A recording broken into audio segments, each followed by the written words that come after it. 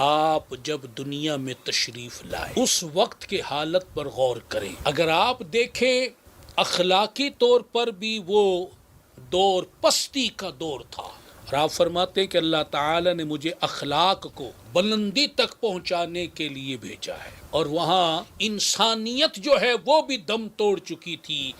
इन हालात में अल्लाह ताला ने अपने महबूब सल्लल्लाहु अलैहि वसल्लम को मक्कातुल मुकर्रमा में मबूस फरमाया।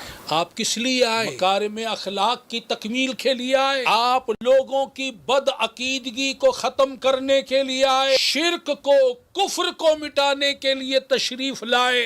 आप इंसानियत को जिंदा करने के लिए तशरीफ लाए। कयामत तक आने वाले हर मुआमले के लिए सीरत रसूल सल्लल्लाहु अलैहि वसल्लम उसका बेहतरीन हल मौजूद है।